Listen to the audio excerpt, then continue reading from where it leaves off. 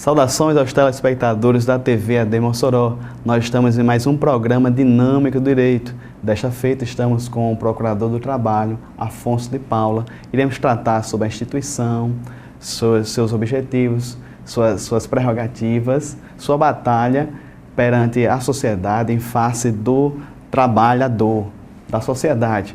E voltamos já. Não sai daí, a temática está muito pertinente, estamos se aproximando do Dia Mundial da Proibição do Trabalho Infantil. E a temática é muito importante. Voltamos já.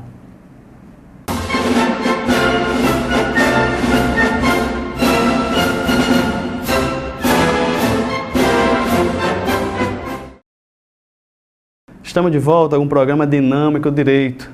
Estamos com o doutor Afonso de Paula, Procurador do Trabalho. Doutor Afonso, seja bem-vindo aos estúdios da TV AD Mossoró. Esse é o programa Dinâmico Direito. Nós trazemos, doutor Afonso, tanto operadores do direito, advogados, promotores, juízes, para palestrar sobre diversas temáticas.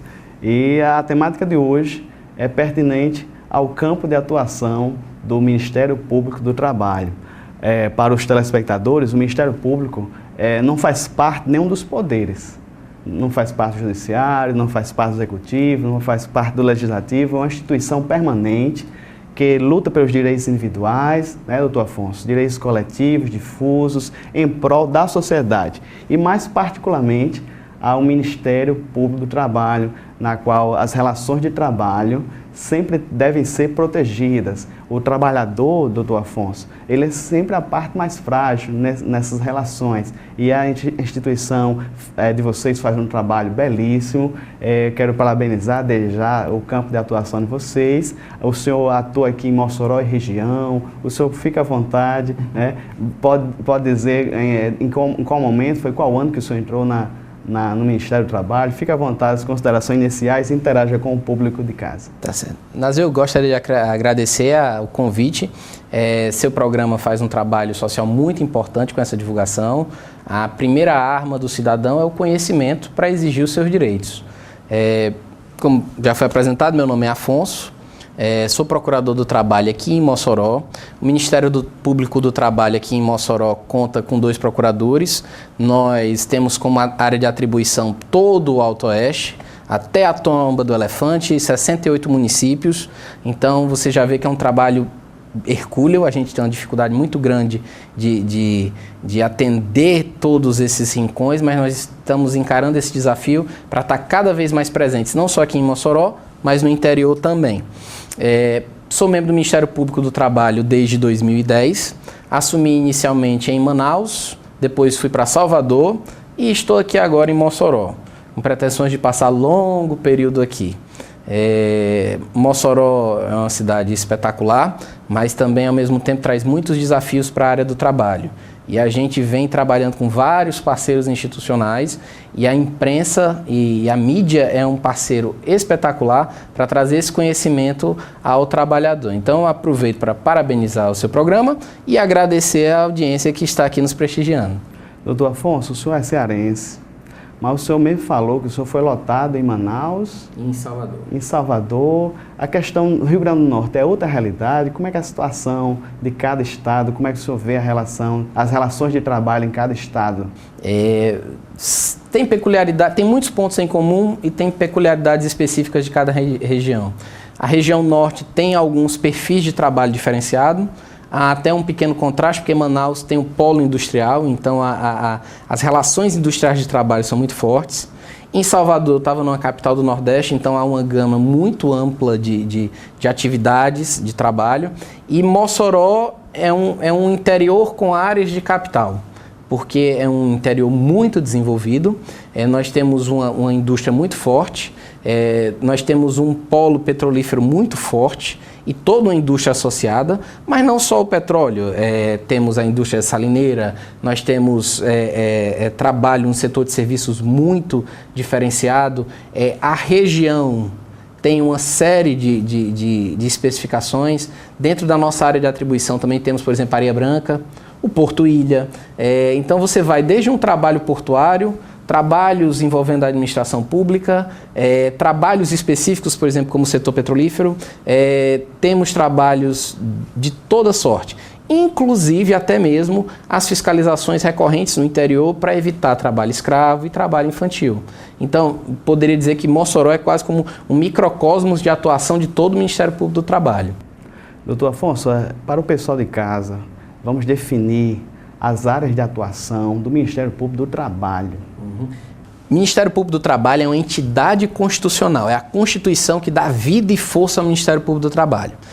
O Ministério Público como um todo também. Então nós somos uma entidade constitucional que tem a incumbência de defender os direitos sociais e individuais indisponíveis, basicamente. Quando a gente fala em direitos sociais e direitos individuais indisponíveis, isso abre um leque muito grande, especialmente na área do trabalho, porque uma das premissas de todo o direito do trabalho é o princípio protetivo do trabalhador.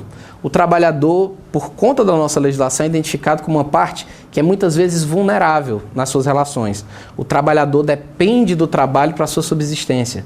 Então a legislação sabe que isso gera muitas vezes uma posição de desvantagem nas relações econômicas e isso o direito tenta corrigir, estabelecendo uma série de garantias. O Ministério Público do Trabalho tem a incumbência de fiscalizar isso aí, junto com outros parceiros. Por exemplo, o Ministério do Trabalho e Emprego faz um trabalho belíssimo na fiscalização do trabalho, mas ele atua na fiscalização mais imediata. Nós atuamos um pouco mais no espaço judicial e investigativo, promovendo inquéritos civis e ações civis públicas para exatamente tutelar esses direitos, dar efetividade aos direitos que a legislação trabalhista assegura. Então, o Ministério Público do Trabalho atua basicamente nessa defesa. E aí, temáticas específicas. O Ministério Público do Trabalho tem algumas temáticas, áreas-chave de atuação principal, que decorrem de vários fatores, principalmente também dos compromissos internacionais que o Brasil assume em face dessas áreas. Uma área essencial, que é uma das que a gente vai debater com maior detalhe hoje, que é o trabalho infantil. A criança e o adolescente devem ter uma proteção especial do Estado. Outra área bastante sensível é a questão do trabalho escravo contemporâneo, ou seja, existe muita dúvida sobre o que seria essa escravidão contemporânea, essas situações precarizadas de trabalho. Uma área grande, identificada mais como as amplas fraudes trabalhistas de diversas naturezas, sonegação de direitos, fraudes para não pagar determinados direitos ou não efetivar determinadas medidas. Há uma área particularmente relevante também aqui para a nossa realidade, a do meio ambiente de trabalho, que são todas as normas de saúde e segurança que devem ser observadas para que não haja acidentes de trabalho e para prevenir o adoecimento laboral, as doenças do trabalho. Então nós atuamos fiscalizando essas normas também. E um outro leque de atribuições. Se eu tivesse assim que dizer para você agora, o nosso foco prioritário seriam essas grandes áreas. No caso, doutor Afonso, o senhor falou das atribuições atuais, mas nem sempre foi assim. Pelo que a gente percebe na história da instituição, antes de 88, da Constituição Federal, ela apenas fornecia pareceres, é verdade? O Ministério Público hoje, se eu tivesse que dar um marco na minha visão do que é o Ministério Público hoje, o Ministério Público de hoje é uma decorrência de 2 diplomas legislativos muito importantes. O principal é a Constituição e o segundo é a Lei Complementar 75. A Constituição porque deixou clara essa missão constitucional do Ministério Público para com esses direitos coletivos e esses direitos individuais indisponíveis, e a Lei Complementar 75 que trouxe um rol de atribuições e de prerrogativas e de meios para que o Ministério Público pudesse exercer essa atribuição. Você falou muito bem. Historicamente, o Ministério Público está associado umbilicalmente à evolução da própria Justiça do Trabalho. Inclusive, nomenclaturas antigas eram de Procuradoria da Justiça do Trabalho. Houve um lapso temporal relevante, onde a atividade, eu diria que talvez preponderante, era atuando como interveniente nos processos. Todos os processos que chegavam aos tribunais, de uma forma bem simples, passavam por pareceres do Ministério Público. Nós hoje ainda fazemos isso, o Ministério Público ainda tem essa atribuição, mas ganhou espaço essa atuação investigativa, ou seja, com a promoção dos chamados inquéritos civis. E também ganhou projeção a atuação de promoção social. Tanto é que eu diria hoje que o Ministério Público saiu de um perfil interveniente, por assim dizer, nesses processos individuais, para hoje ser um grande promotor de direitos humanos na área do trabalho. Interessante, doutor Afonso. Eu queria entender essa nomenclatura de vocês. Porque os promotores de primeiro grau, na Justiça Estadual, se chama promotor de justiça. Isso. E vocês, mesmo sendo em primeiro grau, atuando junto aos juízes do trabalho, são procuradores. Essa diferençazinha que eu queria entender. Bom, isso tem algumas... a raiz básica disso são nomenclaturas legislativas. Nos ministérios públicos estaduais, existem esses estamentos da carreira. E você entra como promotor de justiça. Só que a nomenclatura para o primeiro grau da carreira, no âmbito do Ministério Público da União, já adotou essa denominação procurador.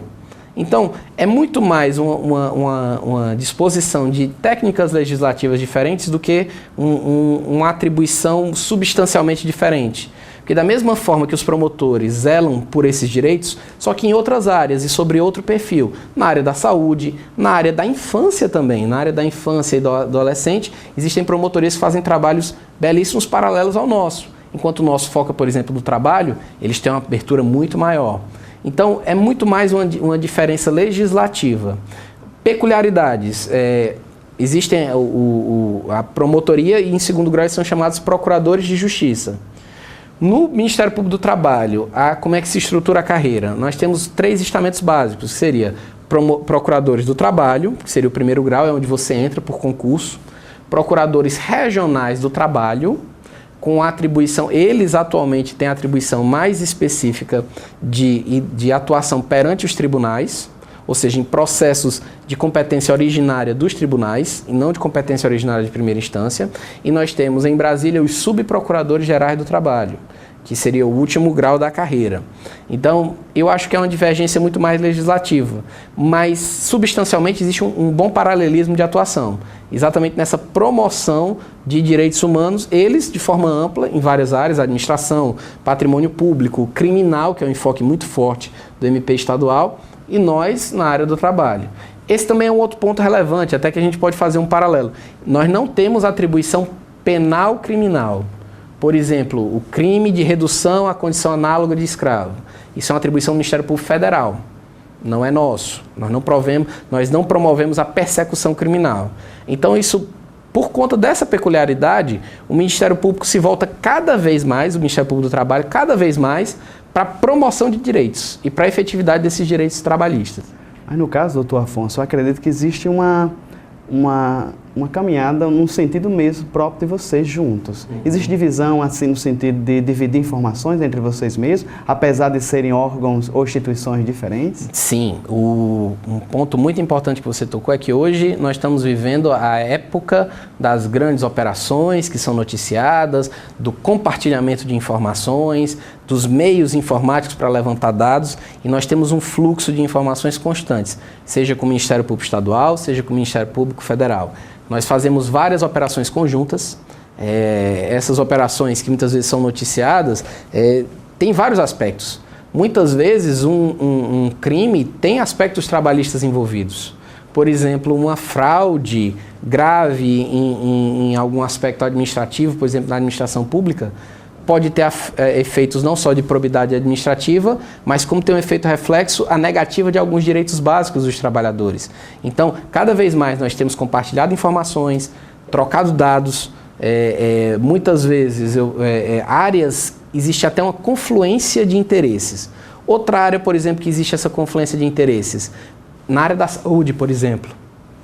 Na área da saúde, a vigilância sanitária, as normas de bem atender a população no setor de saúde, muitas vezes são sinônimas de normas de saúde e segurança para proteger os trabalhadores da saúde. Então, o Ministério Público do Trabalho, por exemplo, tem um projeto nacional que se chama Saúde na Saúde, onde a gente tenta resguardar o cuidado e todas as medidas preventivas para que os trabalhadores da área de saúde, técnicos de enfermagem, enfermeiros, médicos, maqueiros, etc., todos eles tenham essas mesmas normas de segurança, porque o profissional da área da saúde, sendo bem respeitado, trabalhando bem, gera de imediato um bom serviço para a população. Então, muitas vezes há essa confluência de propósitos e não são incomuns ações civis públicas conjuntas, medidas conjuntas, inquéritos civis trabalhados em conjunto. Então, isso é bem comum hoje em dia. Excelente. Esse é doutor Afonso, procurador do trabalho, que atua aqui em Mossoró e região, dando essas informações. Mas, doutor Afonso, no próximo bloco, o cara telespectador não sai daí. Vamos tentar ainda definir, doutor Afonso, porque vocês atuam tanto administrativamente, como também judicialmente. Vamos definir isso no próximo bloco, não sai daí, voltamos já.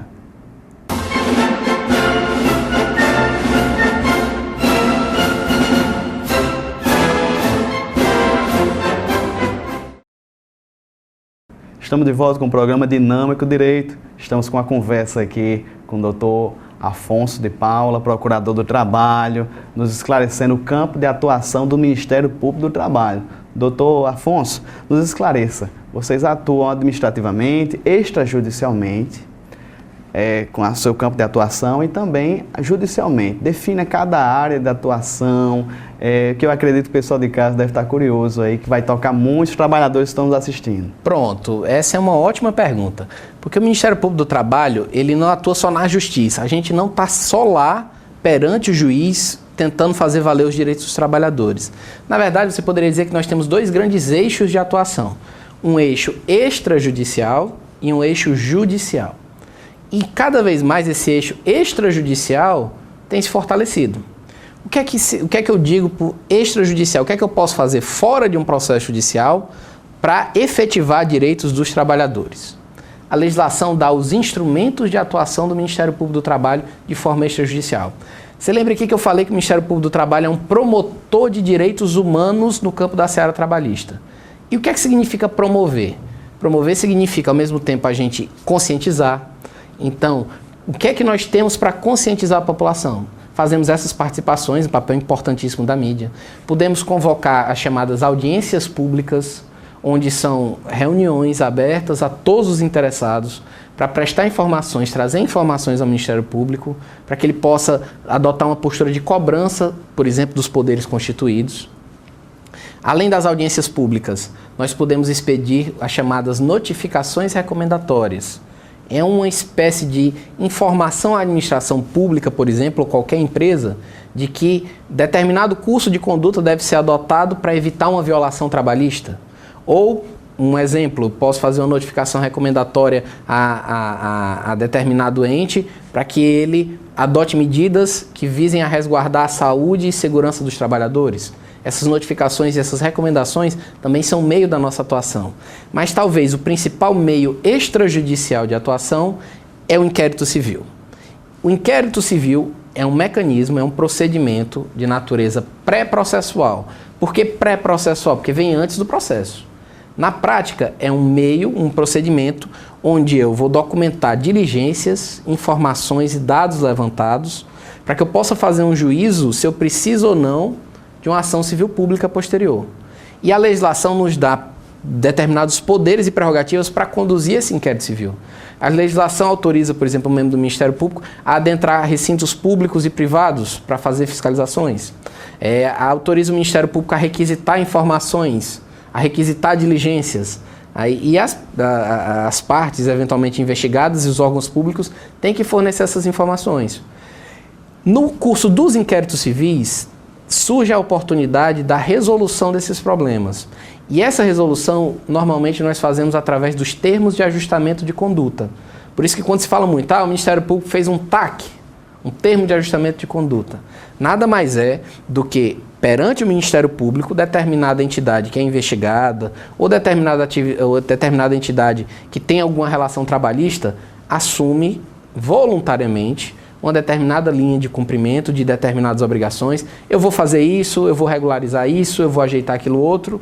O Ministério Público estabelece modo, tempo e prazo para a observância da lei.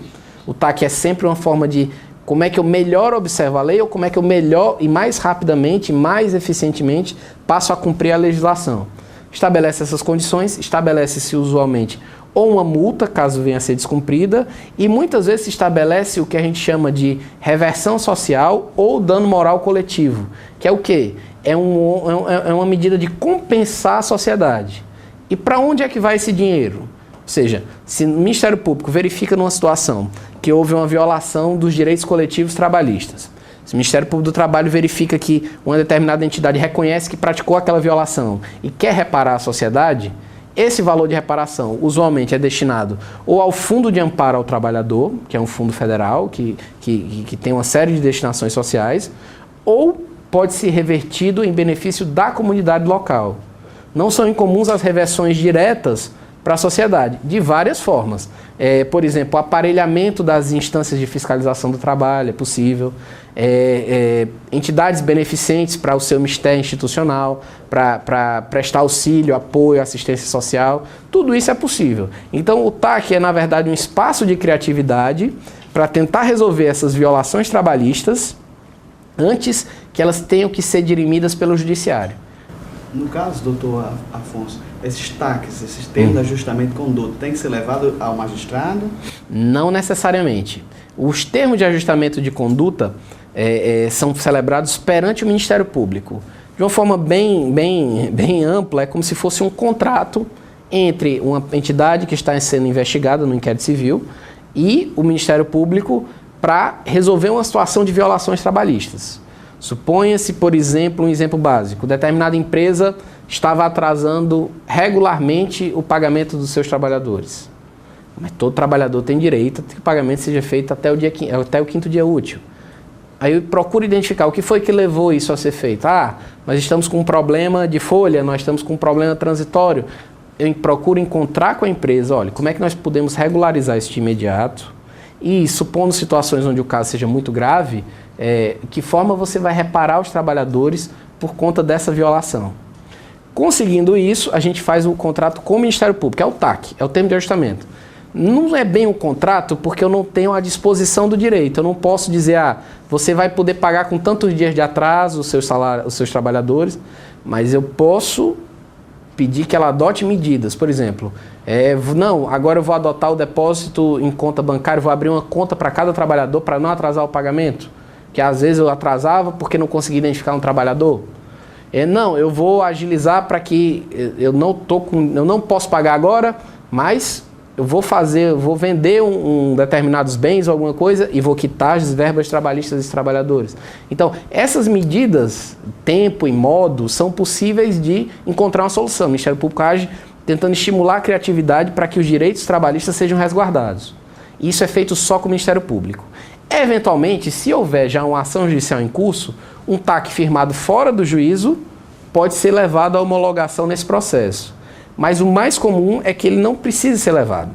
Automaticamente eu passo a acompanhar aquele termo e se eu noto uma violação futura, eu aciono a empresa para que ela pague eventualmente a multa que ela acordou, ou se ela se negar, ou se entender que não houve violação e eu entender que acredito que existe essa violação, nós levamos essa discussão para o judiciário. Aí entra no segundo eixo, que é o eixo de atuação judicial. A legislação também dá uma série de mecanismos para o Ministério Público agir perante o juiz, peticionar. Alguns mais principais. A legislação assegura, por exemplo, o Ministério Público, ele intervir em qualquer demanda onde ele acredita que possa existir interesse social relevante. É a chamada função de interveniente. Suponha que eu identifique uma situação onde determinado trabalhador está sofrendo o que pode se chamar, por exemplo, de um assédio moral. Mesmo sendo só um trabalhador, o Ministério Público tem todo o interesse de ingressar, por exemplo, nesse processo individual, verificar as provas que são produzidas e, por exemplo, identificar que isso está se projetando para uma coletividade de trabalhadores. E já com base numa ação individual, extrair elementos para iniciar uma investigação coletiva. É possível? É possível. Mesmo ele tendo um advogado constituído. Mesmo tendo um advogado constituído. E nesse ponto, eu gostaria até de chamar a atenção que não existe conflito entre o advogado particular de determinado trabalhador, o seu advogado sindical, e a atuação do Ministério Público. São instâncias, a legislação é bem clara. O papel relevantíssimo da advocacia na efetividade dos direitos dos cidadãos do ponto de vista do seu cliente, daquele que está ali representado. O Ministério Público pode atuar, muitas vezes o posicionamento do Ministério Público pode ser concorrente ou divergente, mas ele está lá para identificar eventuais violações da legislação que possam impactar uma coletividade de trabalhadores. Muitas vezes a atuação do Ministério Público, em paralelo, pode representar ganhos para o trabalhador. É muito comum advogados e até a comunidade jurídica que esteja ouvindo, o Ministério Público está de portas abertas, pesquisa nos nossos inquéritos civis, muitas vezes, elementos que podem ser de utilidade para os casos individuais. Então, isso é importante também. O trabalhador individual pode verificar o andamento de uma investigação do Ministério Público para verificar se aquilo lhe aproveita na sua demanda individual. E muitas vezes os magistrados também, cientes da necessidade de você aglutinar um máximo possível de situações e tentar encontrar soluções coletivas, muitas vezes fazem o que se chama de representação ao Ministério Público. O magistrado julga um caso, identifica que potencialmente existe um conjunto de outros trabalhadores que estão sofrendo a mesma situação, e caminha ao Ministério Público para que a gente adote o chamado inquérito civil, essa investigação para identificar essa irregularidade. Essa atuação interveniente é uma das maneiras que a gente faz no judicial. E a outra maneira são as nossas próprias ações. A básica, a mais conhecida, é a ação civil pública, que é um mecanismo constitucional, é uma ação de previsão de estatura constitucional para a gente defender esses direitos de interesses coletivos e individuais indisponíveis. Nessa ação civil pública, nós temos a potencialidade de pedir o quê? A cessação dessas violações, a reparação das pessoas lesionadas, dos interesses trabalhistas violados, e é muito comum também a gente pedir essa reparação social, o chamado dano moral coletivo, que aí reverte também para o FAT ou para uma destinação social homologada pelo juízo, destinada pelo juízo. Doutor Afonso, eu também dei uma olhadinha nas atribuições, eu percebi que existe uma ação anulatória, né? Exato. Não só é a ação civil pública, essa eu acredito que seja com uma esmagadora prevalência na nossa atuação diária. Mas existem também as ações anulatórias. As ações anulatórias, via de regra, são reservadas para situações onde há, por exemplo, uma cláusula num acordo ou numa convenção coletiva, que o Ministério Público, por exemplo, venha a entender que essa cláusula está violando alguma norma cogente, norma legal de observância obrigatória, e que não estava no campo de disponibilidade dos sindicatos que firmaram o acordo. O sindicato patronal, o sindicato profissional, ou da empresa e do sindicato dos trabalhadores. E nesse caso é possível o Ministério Público mover uma ação anulatória daquela cláusula. É assegurado a isso. Ela não é tão prevalente, e é até bom que isso seja assim, porque mostra que cada vez mais o movimento sindical é bastante engajado na defesa dos trabalhadores. E o interessante é que a Constituição resguardou também aos sindicatos um espaço até muito similar do Ministério Público na defesa desses interesses coletivos. Eu tenho a alegria de dizer que em Mossoró nós temos sindicatos muito combativos, sindicatos muito atuantes, a advocacia sindical aqui no estado do Rio Grande do Norte, eu diria que é particularmente bem capacitada, ela estaria acima da média na minha experiência, mas, vez por outra, existe alguma divergência, e nisso compete ao judiciário resolver sobre essa eventual cláusula através da ação anulatória. Doutor Afonso, já que o senhor tocou em sindicatos, eu acredito que é pertinente o pessoal de casa.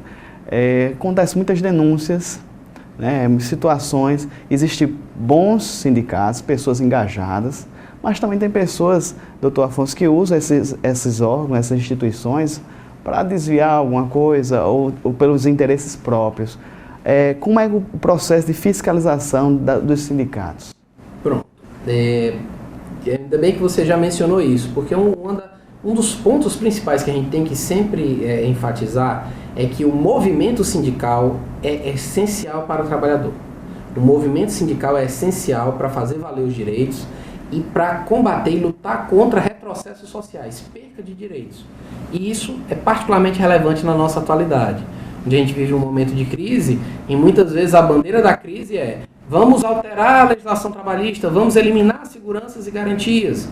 É nesse momento que os sindicatos e o movimento sindical se mostra cada vez mais relevante para preservar essas conquistas históricas dos trabalhadores. Mas como você bem disse, existe o joio e existe o trigo. Graças a Deus temos muito mais trigo do que joio. Mas como é que a gente faz para separar esse joio? A fiscalização dos sindicatos, existe uma série de órgãos relacionados a isso. Principalmente os desvios, o modelo sindical brasileiro tem algumas peculiaridades que garantem a representação das entidades sindicais. Então, algumas entidades sindicais eventualmente são constituídas só para fins arrecadatórios, do imposto sindical. O Ministério do Trabalho e Emprego tem uma linha de atuação para coibir isso na hora dos registros, verificando se existe de fato aquelas entidades, aquelas pessoas que estão propondo a constituição de uma entidade sindical nova, fazer esse levantamento. Nós também fazemos isso? Fazemos. Como é que pode-se funcionar essa fiscalização? Mediante, eventualmente, denúncias, seja do judiciário fazendo uma representação quando encontra irregularidade, seja dos próprios trabalhadores da categoria. Isso é muito bom, porque o próprio trabalhador deve ativamente fiscalizar seu sindicato. Várias denúncias são feitas dessa forma. E eu tenho a alegria de dizer que muitas vezes as irregularidades que encontramos no sindicato, muitas vezes são decorrências de deficiências administrativas e não de má vontade. Mas, se existe a má vontade, o Ministério Público tem uma série de atuações. Alguns sindicatos, isso aí no Brasil inteiro, se ficar comprovado esse ânimo de que foi constituído só para uma função de desvio, de não representatividade, o Ministério Público pode mover ações. Por exemplo, ficou comprovado de determinado diretor ou determinada direção do sindicato o desvio de valores do patrimônio sindical. O Ministério Público pode mover uma ação civil pública para o ressarcimento e a probidade sindical? É possível. Então, não existe uma forma, não existe um formatinho específico. Nós recebemos alguma demanda, alguma denúncia e procuramos investigar a veracidade. Investigando essa veracidade, procuramos encontrar mecanismos para evitar isso e, ao mesmo tempo, prevenir. O Ministério Público do Trabalho procura ter um diálogo constante com o movimento sindical. Tanto que existe uma chamada CONALIS, que é a nossa Coordenadoria Nacional de Liberdade Sindical. Nós procuramos sempre promover essa liberdade sindical e uma das formas de promover a liberdade sindical é estimular que os sindicatos sejam cada vez mais combativos. A gente procura estabelecer um diálogo, discutir questões jurídicas. Sindicatos são muito atuantes, estão cada vez mais atuantes também em questões de meio ambiente do trabalho, procurando preservar a rigidez física dos trabalhadores da categoria, e a gente procura estabelecer esse diálogo constante. Uma vez ou outra existe algum ponto de conflito? Existe. Isso é comum e até salutar, porque no final das contas, nós estamos todos trabalhando para que exista um patamar de direitos, que a gente chama de patamar civilizatório para o trabalhador, cada vez maior. Esse é doutor Afonso, procurador do trabalho, trazendo informações a respeito do campo da atuação do Ministério Público do Trabalho aqui na região de Mossoró, aqui no Rio Grande do Norte. E não sai daí, doutor Afonso, no próximo bloco nós vamos honrar o Dia do Combate ao Trabalho Infantil, contra o trabalho infantil. Então não sai daí, vamos tratar essa temática, o que pode, o que é permitido, o que a lei incentiva e o que a lei proíbe a respeito sobre o trabalho do adolescente, né? Não vamos nem falar do trabalho de crianças, mas o trabalho do adolescente, até que ponto pode ser permitido pela lei. E não sai daí, voltamos já.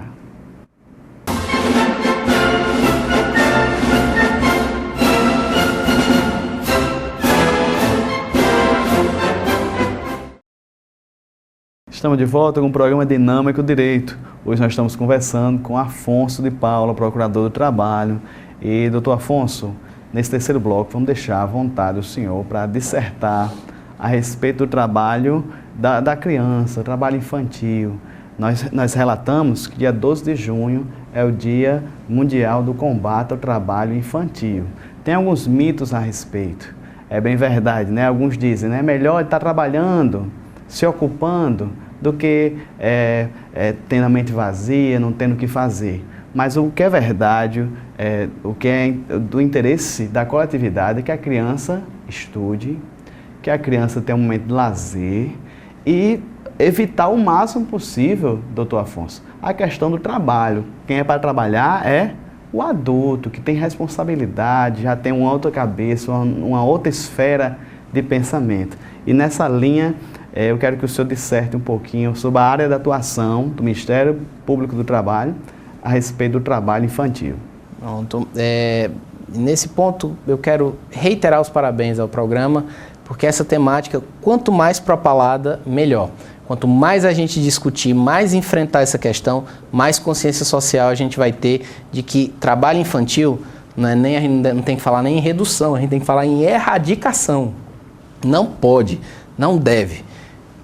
Não deve, não pode, esqueça essa ideia. Por quê? Iniciando a nossa visão histórica do trabalho infantil. Você tem, desde a Revolução Industrial, crianças trabalhando em indústria, e se você vai fazer o estudo dos relatos da época, crianças com amputações na mais tenra idade, crianças ficando inválidas para toda a vida, desde cedo. Então, essa limitação da idade para o trabalho já é uma grande conquista de nós enquanto humanidade. Esse é o primeiro ponto. Segundo ponto, existe toda uma série de obrigações internacionais que o Brasil está vinculado em relação ao trabalho infantil, à erradicação do trabalho infantil. Nós precisamos de uma mudança de cultura. Eu posso falar do Norte e Nordeste, e infelizmente essa chaga social, esses mitos existem. E esses mitos acabam se propalando e funcionam como um mecanismo para uma leniência com o trabalho da criança e do adolescente. A gente precisa quebrar essa cultura. Todos os estudos internacionais mostram que o trabalho gera deficiências, gera limitações, diminui a capacidade de aprendizado, diminui a capacidade de desenvolvimento, inclusive biológico, das crianças que estão submetidas a esse trabalho. Existe, no plano internacional, o Brasil é signatário da lista das piores formas de trabalho infantil que devem ser combatidas ao máximo. E nisso você encontra uma ampla gama de trabalhos que devem ser proibidos, devem ser banidos, de forma mais imediata, os piores, por assim dizer, os piores entre os piores.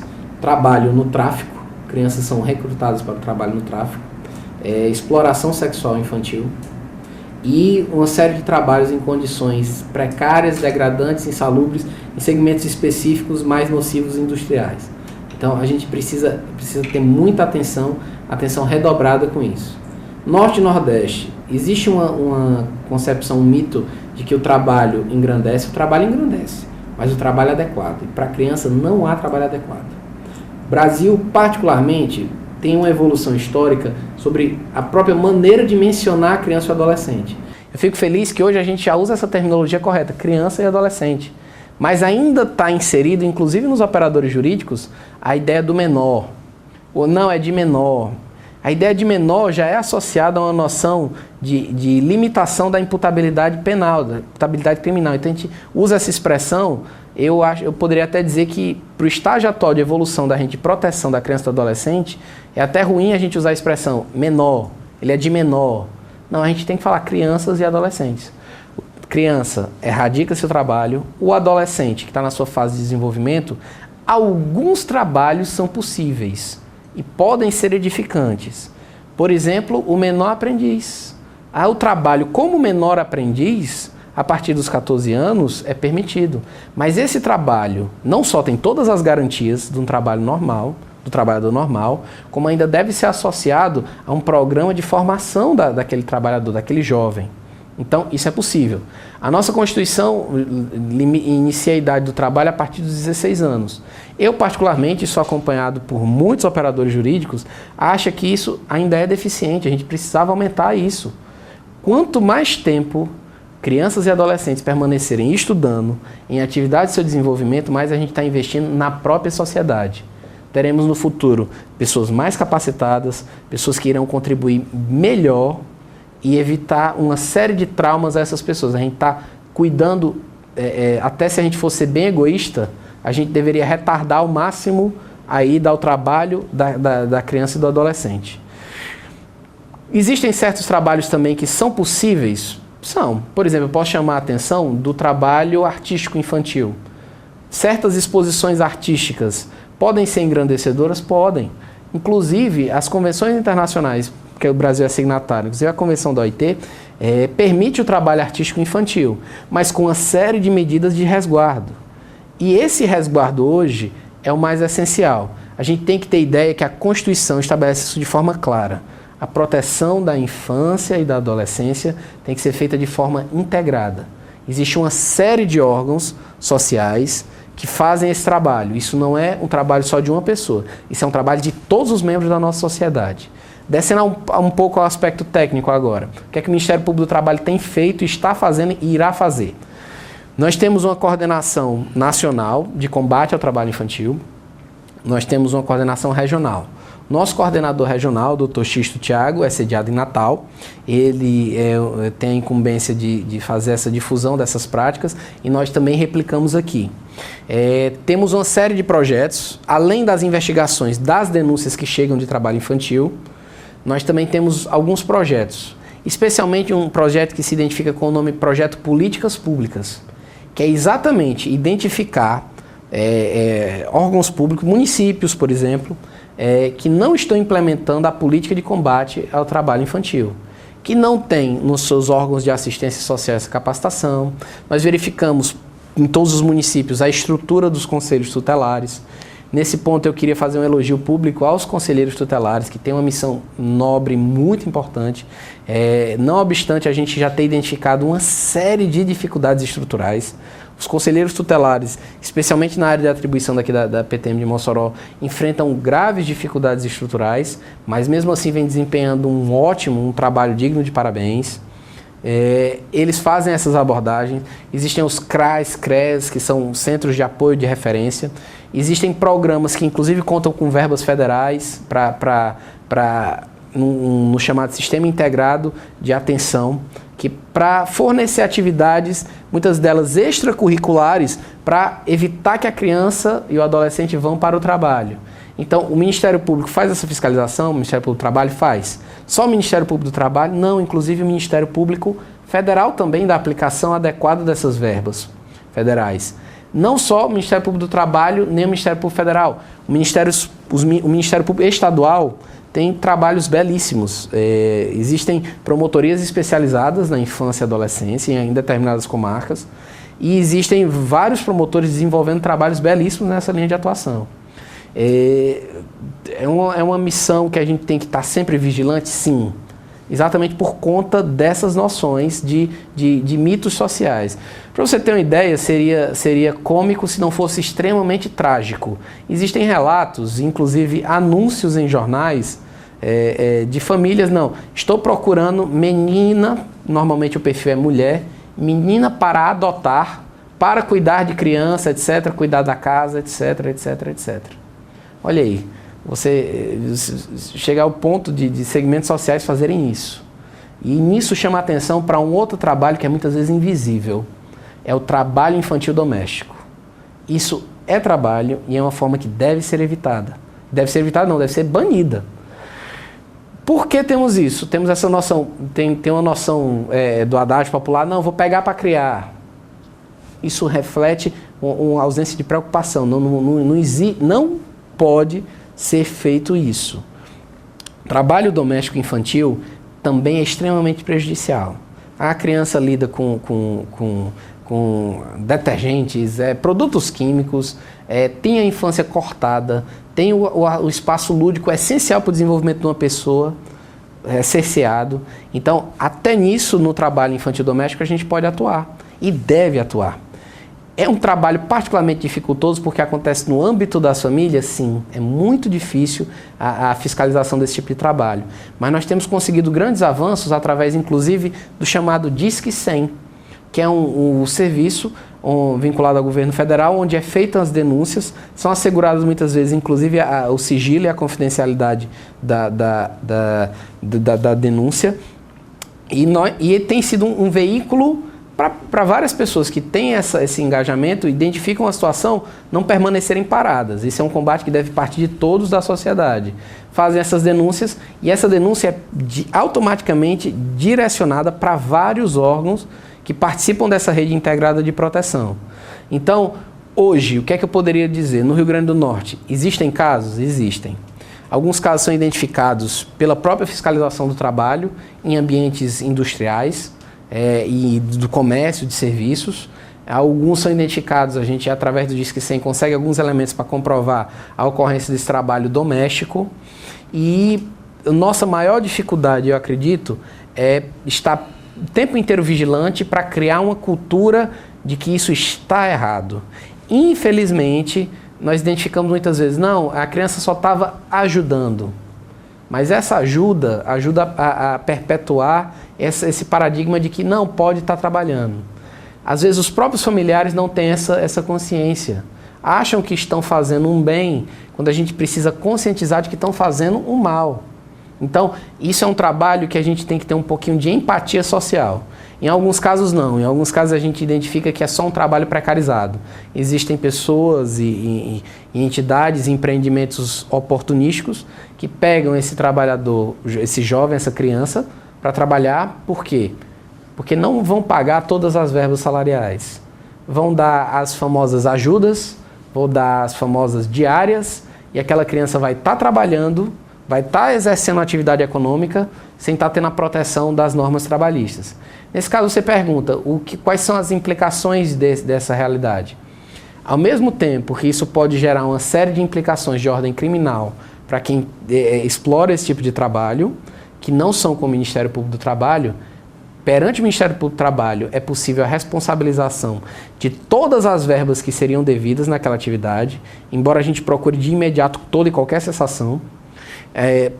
Nós pleiteamos isso e, por ser uma medida tão gravosa, ser tão ofensiva ao nosso patamar dos valores da sociedade, os valores constitucionais que a gente tem relativo ao trabalho, inclusive gera dano moral coletivo.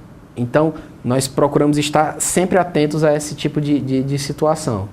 Em eventos públicos, nós também temos uma linha de atuação, procuramos muitas vezes atuar de forma integrada com os conselhos tutelares, com o Ministério Público Estadual, a Secretaria de Ação Social, para fazer fiscalizações em grandes eventos, onde é comum crianças levando isopores, fazendo um trabalho de venda de latinhas, etc. Caso identificado, é feita a abordagem da criança, identificados os genitores, há um acompanhamento posterior para verificar se aquela criança foi retirada daquela posição de vulnerabilidade, saiu de qualquer atividade econômica, está devidamente matriculada, vacinada e, se possível, integrada a esses projetos que eu falei, esses programas, como por exemplo o PET, que é o Programa de Erradicação do Trabalho Infantil, prevê uma série de atividades extracurriculares para a criança se engajar e não voltar ao trabalho. Doutor Afonso, nós estamos no período junino. Que nós, como ele falou, tem esses eventos aí, essas festas. Vocês têm algum trabalho nesse sentido, de coibir esse tipo de trabalho? Sim, historicamente o Ministério Público do Trabalho promove ou reuniões ou promove articulações com as promotorias de infância e adolescência, inclusive com os conselhos tutelares, para que esse tipo de criança que é identificado nessa situação gere automaticamente a atribuição própria de cada órgão, mas gera inquéritos civis por nossa parte, onde a gente procura identificar, existiu alguma empresa que estava ciente disso e não adotou nenhuma medida fiscalizatória? Isso às vezes acontece. Às vezes acontece uma coisa que juridicamente a gente costuma chamar de aquela cegueira deliberada. Uma determinada empresa ou entidade sabe o que está acontecendo, tem ingerência, poderia ter eliminado aquele tipo de situação, mas é conivente com a existência de trabalho infantil, seja na sua cadeia produtiva, seja no seu entorno. É possível a responsabilização dessa empresa? É possível. Então, existe essa atuação integrada e eu exorto a população e os operadores jurídicos, identificado uma situação dessa, não fique silente, avise, fale. Pode ser muito difícil a gente identificar muitas vezes uma criança que ficou naquele determinado evento, às vezes há fuga, às vezes há um receio, às vezes há tentativa de justificativa de que foi só uma coisa transitória, mas os órgãos públicos têm essa incumbência de fazer esse acompanhamento e, ao mesmo tempo, a gente fiscalizar o próprio evento e o próprio poder público para que faça reiteradas campanhas de conscientização e adoção, o aparelhamento das estruturas sociais que fazem essa proteção. Estamos com o doutor Afonso, procurador do trabalho, que está nos trazendo aqui informações referentes à atuação do órgão, da instituição, referente ao trabalho infantil. É terminantemente proibido, desestimulado. Em alguns momentos, a gente percebe, Afonso, que existe um permissivo legal, permite-se, mas o ideal mesmo é que a criança esteja no seu ambiente familiar e na escola, com certeza. Exatamente. No próximo bloco, Afonso, vamos falar um pouquinho da instituição. Vocês estão para inaugurar um prédio novo, né? Sim. Nova estrutura, vamos também divulgar isso. Então não sai daí, voltamos já.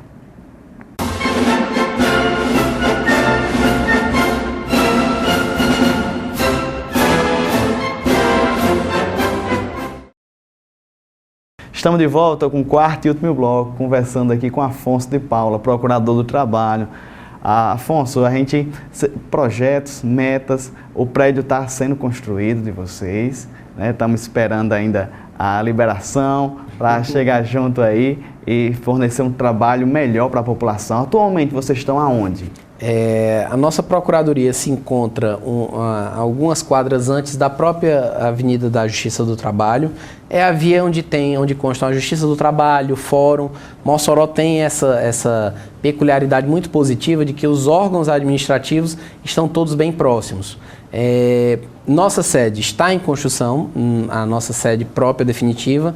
Temos uma estrutura alugada ainda, mas já está em construção. Em paralelo ao MPF, o próprio MPF também tem uma sede agora que é recém-inaugurada, inclusive, e a ideia do Ministério Público da União é prover um serviço cada vez melhor aqui em Mossoró. Até por conta de se você fizer por qualquer estudo, a região tende a crescer e o crescimento econômico vai demandar mais membros e uma atuação cada vez maior. Hoje somos 2. O ideal, eu acredito, é que continuemos expandindo, à medida que a atividade econômica vai expandindo também. Quanto mais procuradores do trabalho, melhor a chance da gente fiscalizar e exercer o nosso mistério. Acredito que a obra tem cronograma próprio, a crise, de certa forma, impactou, mas é uma prioridade da administração do Ministério Público do Trabalho aqui no estado do Rio Grande do Norte a continuidade dessa obra e, tão logo quanto possível, sua inauguração, porque vai ajudar a prover um serviço melhor para a população. Doutor Afonso, vamos botar no rodapé o telefone do Ministério Público do Trabalho, mas o senhor forneça os dados referentes ao portal de vocês. Pronto, eu gostaria de chamar isso, talvez até mais útil do que uma ligação, seja a pessoa tirar um tempinho para olhar o nosso portal, que tem muitas informações relevantes sobre cidadania, sobre a nossa atuação e sobre direitos trabalhistas. E, inclusive, nosso portal hoje, nós já temos um portal nacional. Pela página da nossa Procuradoria, você é capaz de fazer a denúncia, que cai automaticamente no sistema eletrônico, e a gente já tem esse acesso imediato a uma situação de irregularidade. Nos celulares, já existe, inclusive, um aplicativo chamado MPT Pardal, que você pode baixar para fazer denúncias e procurar resguardo trabalhista. Você pode colocar no navegador www.mpt.mp.br. A nossa Procuradoria Regional é www.prt21.mpt.mp.br e identificar. Qualquer dificuldade nesses dados, pode colocar também no Google, por exemplo, Ministério Público do Trabalho, Rio Grande do Norte. Vai achar direto, de imediato. E lá procure a aba denúncia, se você tiver alguma denúncia para fazer.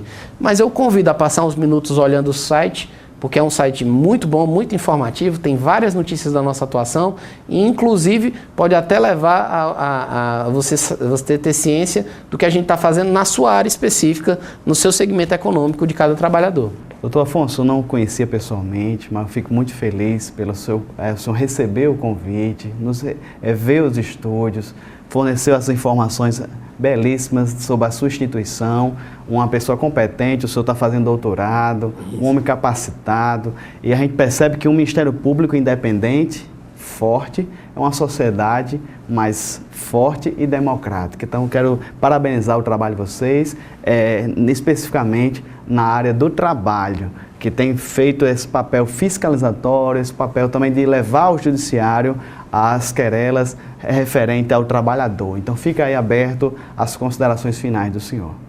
Eu que agradeço a oportunidade, precisamos cada vez mais de espaços como este. E a minha mensagem final, eu gostaria de deixar o seguinte: estamos numa época eleitoral, estamos se aproximando do pleito eleitoral. Então eu convido cada um dos ouvintes a fazer uma pequena reflexão. Será que o meu futuro candidato está olhando para as questões do trabalho infantil? Será que ele tem uma pauta sobre como equipar as estruturas para que as nossas crianças, os nossos adolescentes sejam preservados e fiquem longe dessa chaga social? Será que eu estou votando num candidato que vai assumir o compromisso de começar o dever de casa por casa? Vai olhar a própria campanha e ver se não está utilizando crianças em logradouros públicos e espaços públicos em trabalhos de promoção e de divulgação? Cobrem esse compromisso também dos seus candidatos. Eu acho que esse é um momento muito importante para a gente escolher representantes engajados na erradicação do trabalho infantil.